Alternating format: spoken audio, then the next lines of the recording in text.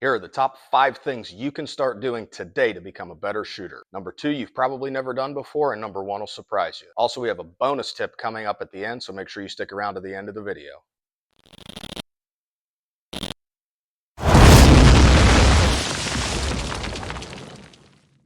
Everybody wants to be a better shooter, and there's lots of opinions out there on the internet as far as what you can do to make yourself a better shooter. So the first thing you can do to get better at shooting is shoot more. Now that sounds dumb, and obviously, yeah, if we shoot more, we're going to become a better shooter. But this matters. I had a group of guys out on the range this past weekend, and some of the guys that I've shot with before were really kind of off. Their grip wasn't right, their trigger control looked like crap. And I asked them, when's the last time you shot? And for some of those guys, that was a year ago. Shooting is a perishable skill. That means if you don't use it, you lose it. Repetition builds mastery. The more you do something like this, the better you get.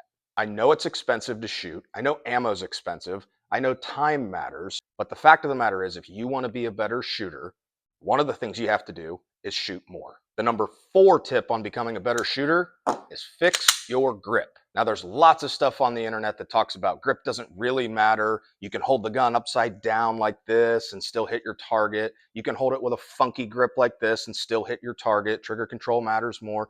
All that's true. But the fact of the matter is, if we're training to be a practical shooter and we want to get better, you need to have a good grip.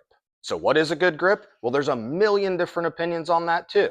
But what we want to talk about is the principle of a proper grip, not necessarily the technique. The principle of a good grip on a pistol starts with understanding what's happening in your hand when you press the trigger on a pistol.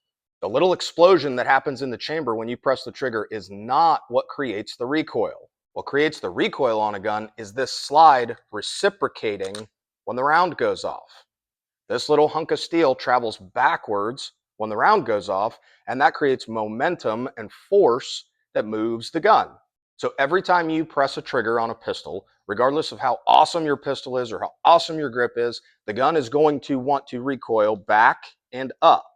Having a good grip on a pistol means being able to mitigate that recoil and drive the sights back down on the target to get your next shot. A good grip also creates a lot of stability in the gun, which means when you press that trigger, you're less likely to move the muzzle. Good grip starts by taking the web of your fire control hand or your strong hand and getting it as high on the back strap of the gun as you can. There should be no space between the tang of the gun and the web of your hand. So this hand's up high.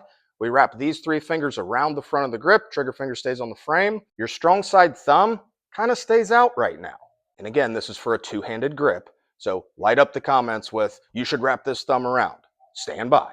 For a 2-handed grip, this thumb stays up. Your support side hand comes in, covers as much real estate on this gun as is left open. Cover all that up, and you want the support hand actually touching the gun, not just your other hand.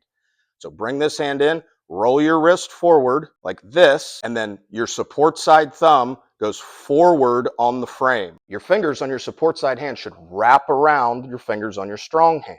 Now again, this is where people will say, well, I like my finger in front of the trigger guard. I like my fingers down here. This is where I'm talking about principle, not necessarily technique. There's a ton of variables. The size of the gun, the size of your hand, what works for you. The principle is your support hand wraps around your strong hand, and that isolates your trigger finger. There's a ton of different theories on grip pressure, 50-50, 60-40. That's a kitschy little technique thing that people like to argue about.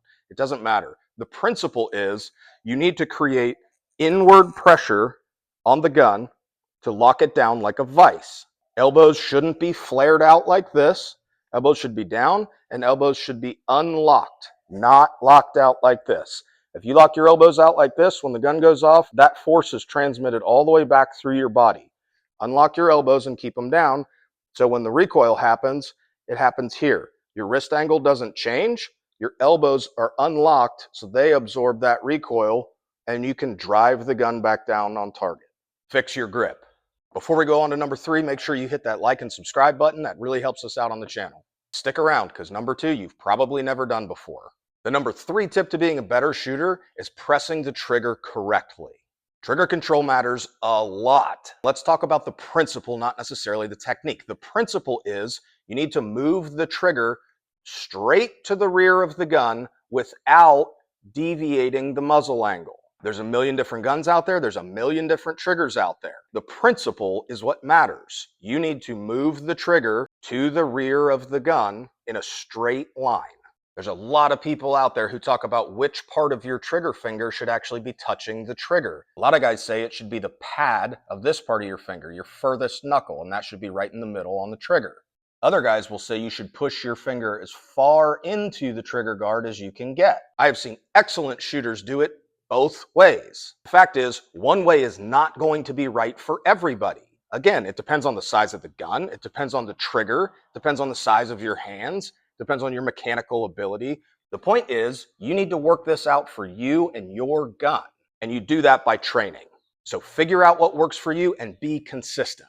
The number 2 thing you can do to become a better shooter, and you can do this today, is figuring out which one of your eyes is dominant.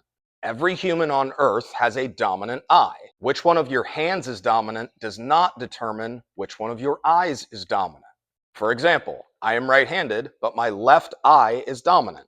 So what does this mean for you being a shooter? Once you know your dominant eye, that is the eye that you should be bringing your sights up in front of. Your brain automatically does this. Whichever one of your eyes is dominant determines, when both eyes are open, which eye sees straight. Everybody's done the thing in their life where you close one eye and things move. That's eye dominance. So how do you determine which eye is dominant? It's really easy. You're going to take your hands and put them out in front of you and make a small opening right in the middle, like this. Then you're going to pick an object, something small, that you can see through that opening with both of your eyes open. When you're looking at the object with both eyes open, close one eye. If the object stays there, the eye that is open is your dominant eye. So for example, I know that I am left eye dominant. So when I hold my hands out like this and I'm looking at the light switch through the hole in my hands with both eyes open and I close my right eye, the object is still in the hole. That means that my left eye is dominant. Just to confirm, I then close my left eye and I can no longer see the object through the hole. Knowing which one of your eyes is dominant is important for pistol shooting in particular. Keeping both eyes open when you're shooting a pistol, especially when you're training for defensive pistol shooting, allows you all of this peripheral vision, which increases situational awareness. If I shoot a pistol like this, I can't see basically anything from about 11 o'clock on to my left. If I keep both eyes open, now I can have my whole peripheral vision. Shoot with both eyes open. Now, what do you do if you're like me and you're cross-dominant? I'm right-handed and left eye dominant. This particularly comes up when guys are shooting a pistol with iron sights, which is totally fine. When I shoot a pistol with iron sights, I bring the pistol up in front of my left eye. That way I'm not fighting what my brain is already doing. I don't have to turn the pistol in my hand to see the sights with my right eye. I don't have to close my left eye so my right eye takes over and lose all this peripheral vision. I keep both eyes open and the pistol comes up in front of my dominant eye. What else can you do if you're cross-dominant? Put an optic on your pistol. All right, guys, I'm about to tell you the number 1 thing that you can do to become a better shooter today.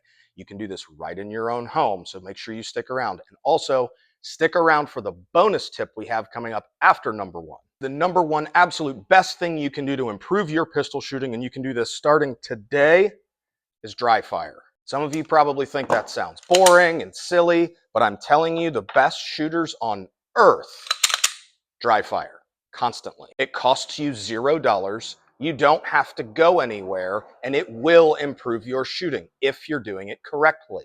So how do you dry fire correctly? First, you make sure that your pistol is clear and safe. That means no magazine. Look through the magazine well to make sure it's empty. Then you look and feel in the chamber to make sure there's nothing in there. Then, because you're a responsible firearms owner, we're going to follow the first universal rule of firearms safety, and we're going to treat every weapon as though it's loaded, even though we know it is unloaded. So we are still going to point it in a safe direction. So now we have a clear and safe pistol. We're still pointing it in a safe direction. We're going to present that pistol in that safe direction. We're going to find something small, like a light switch, a doorknob, whatever, something small. We're going to align our sights on that small thing, and then we're going to work our trigger press. So this starts with grip, like we talked about before. Eye on the back strap, wrapped around, support hand is in place, thumbs pointing forward. Then we're going to work that trigger press. So going back to trigger press, and there's a lot more to this, we're going to find that spot on the trigger where our finger goes. We're going to take up slack, we're going to find the wall, and then we're going to work the break of the trigger to the rear. The goal of dry firing is to be able to break the shot without disturbing the sights. So we have both eyes open, sights are on target. We're going to work that trigger nice and slow, and we're going to break the shot without disturbing the sights. Now, if you're a newer shooter or you have a new gun and you're just figuring it out, I would encourage you, after you break the shot, keep the trigger pinned to the rear. Then cycle the gun and then let the trigger out until you find that reset point. This is an administrative training function, keeping that trigger pin to the rear and cycling the gun and then finding the reset. We're going to do that while we're dry firing. We don't necessarily want to do that while we're shooting live rounds because we want to get on that reset quickly. That's why dry firing is so important. We're going to learn our trigger. We're going to work around the gun. We're going to work on weapon manipulation. And we're going to work on pressing that trigger to the rear without disturbing the sights. Dry firing is so important. And people miss it. Once you've dry fired for a while, then start working your draw and your presentation into your dry firing. Always clear and safe, and always pointed in a safe direction. All right, guys, you made it through the top 5 tips. Please start doing those things today if you want to become a better shooter. And here's the bonus tip. Get a gun that is appropriately sized for you. That's different for everybody. Some people love the little micro compact guns. They're easy to conceal, they're lightweight, they don't print. That's great, and those guns absolutely have a place. But if you suck with it on the range, it's probably too small for you. Had a guy on the range this past weekend. This dude was like 6'4", big hands, and he's shooting a tiny little micro compact gun. And his rounds were all over the place. Not good shooting. Put a different gun in his hand, a little bigger gun that he can actually get his hands on, and guess what? Rounds are on target. Does that mean guys that have big hands can't shoot little guns? No, it doesn't mean that. But what it does mean is that not all guns are right for everyone. And guess how you figure it out? You train. Thanks for sticking around, guys. I hope these tips help. Please start doing these today. Let me know what you think in the comments. Remember, you're made in the image of God and He loves you.